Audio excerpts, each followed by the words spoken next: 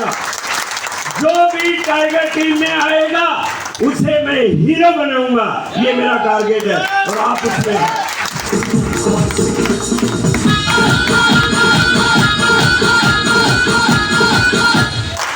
मैं नौकरी करता था, कहने को मैनेजर था, 1 लाख रुपए के करीब महीना मिलता था।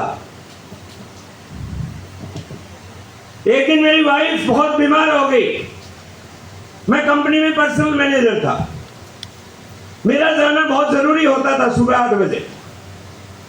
एक दिन मैंने एमडी साहब से बोला कि सर वाइफ बीमार है, मैं थोड़ा लेट आऊंगा, मैं हॉस्पिटल लेके जा रहा हूं। मैं हॉस्पिटल लेके गया, थोड़ा लेट हो गया, 2 घंटे की जगह 3 घंटा लग गया। जब मैं ऑफिस में गया और एमडी साहब को जाने के बाद मैंने बोला सर गुड मॉर्निंग, मैं आ गया हूं। उन्होंने मेरा शक्ल नहीं देखा, उन्होंने दीवार को देखा और वो ये बोल रहा था बेटा मैं तेरा बॉस हूं। मैंने कसम खाई थी कि रुक जा, थोड़े दिन रुक जा, 1.5 साल मैंने एक्शन करने दो, उसके बाद मैं रिजाइन करके तेरे को ऊपर मारूंगा।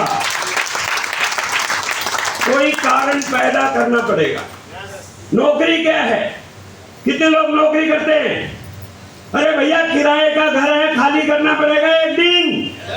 कहीं आपको बहन हो, किराए का घर है, जितना जल्दी खाली कर दोगे अपना घर बना लोगे, अपना मकान बना लोगे, जितना जल्दी खाली कर दोगे।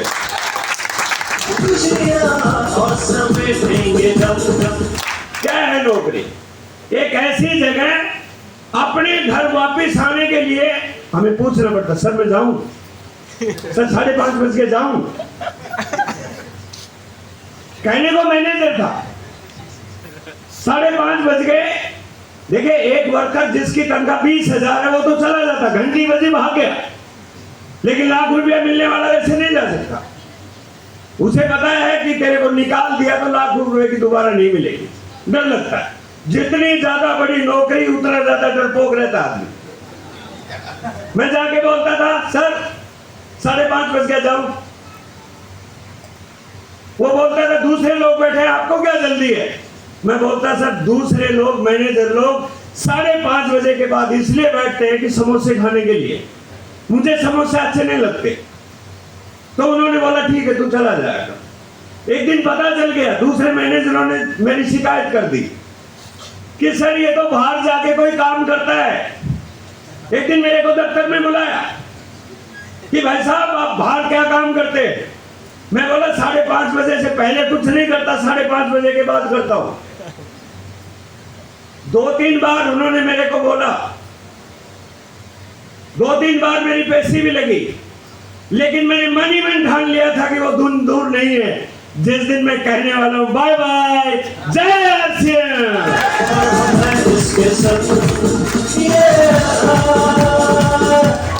सपनों को जिंदा रख सकते हैं, जिंदा रखना पड़ेगा दोस्त। क्या मिलेगा? आजादी मिलेगी, दूसरा मिलेगा पैसा। किस किस को पैसा चाहिए? अरे सवाल ही गलत है, पैसा तो आप खूब कमा रहे हो। किस किस को बहुत सारा पैसा चाहिए? आज से 5 साल कर लेना, पैसा बहुत सारा मिलेगा, लेकिन शुरू में कम मिलेगा।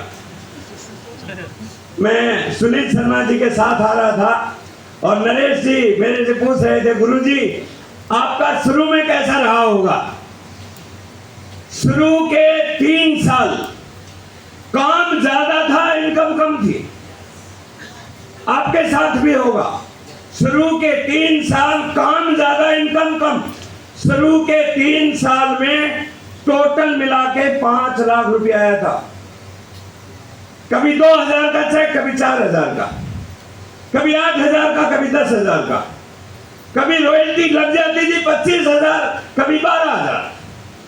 पहले 3 साल 5 लाख का, अब हर साल 50 लाख आता है।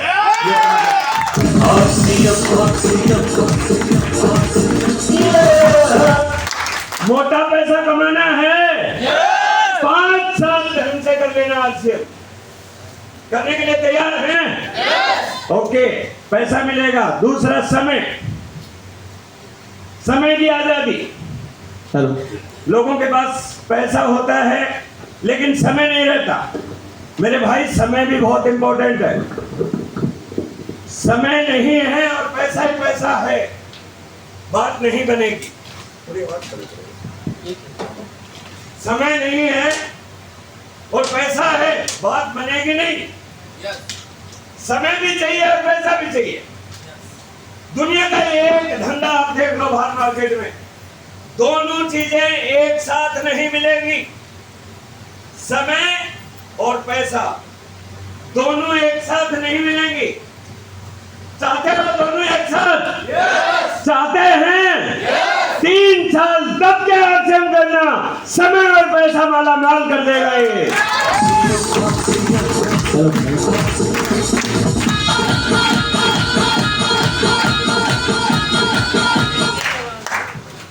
मुझे वो दिन याद है जब मैं कंपनी में था, पूरे महीने में 4 संडे होते थे, 26 दिन काम और 4 संडे। लेकिन आज परमात्मा ने सब कुछ बदल दिया है, केवल 4 संडे काम और 26 दिन आराम। ये है मेरा आश्रम में। समय की आजादी चाहिए ना, आश्रम करना पड़ेगा 3 साल। तीसरी बड़ी चीज जो मिलने वाली है, सुरक्षा। सुरक्षा मतलब कल की चिंता ना होना। आज आप काम कर रहे हैं, आप पैसा कमा रहे हैं, कोई भरोसा नहीं है कल क्या हो जाए। अरे भैया, जिस नौकरी के ऊपर आप बैठे हो, टेक्नोलॉजी इतनी तेजी से बदल रही है कि आपको पता भी नहीं चलेगा। कल गेट पे जाओगे और गेट पे ताला लगेगा कि ये कंपनी बंद हो गई है। बहुत तेजी से बदल रहा है व्यवसाय, बिजनेस बहुत तेजी से बदल रहा है। पहले वाले बिजनेस नहीं है, आज बिजनेस इतना कंपटीशन है, सरवाइव नहीं कर सकते मेरे भाई। लेकिन एक बात, 3 साल पागलों की तरह आश्रम कर लेना। 3 साल आश्रम को टॉप प्रायोरिटी में रख लेना। घर वाले नाराज, पत्नी नाराज, बच्चे नाराज, रिश्तेदार नाराज, कोई फर्क नहीं पड़ेगा। जिस दिन स्टार मूवी बनोगे, सब लाइन में लग जाएंगे, सब लाइन में लग जाएंगे, सब चीजें हो जाएंगे।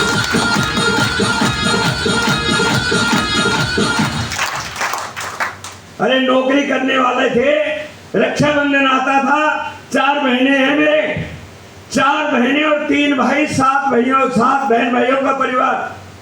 जब 4 बहनें रक्षाबंधन पे आती थी, डर सा लगता था क्या होगा। बहुत बार मैं रक्षाबंधन वाले दिन भाग जाता था। लेकिन आश्रम की ताकत देखिए, जब मैं नहीं मिलता था तो 2 बहनें तो आती ही नहीं थी, बोली वो तो कंजूस है, वो मिलेगा ही नहीं। लेकिन आश्रम की ताकत देखिए, इस आश्रम ने क्या कमाल किया।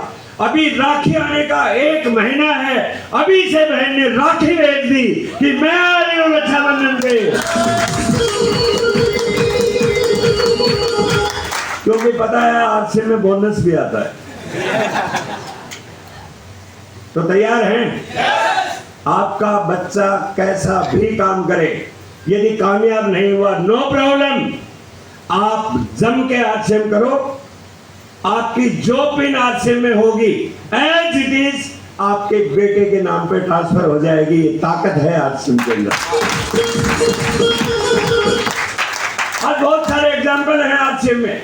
केवल सतीश पंडित जी नहीं है, केवल रवि ओपी शर्मा नहीं है, केवल रत्नेश जैन नहीं है, केवल डीपी सिंह नहीं है, हजारों लोग हैं जिन्होंने कुछ समय के लिए आश्रम किया, लेकिन आज उनके परिवार सुरक्षित है।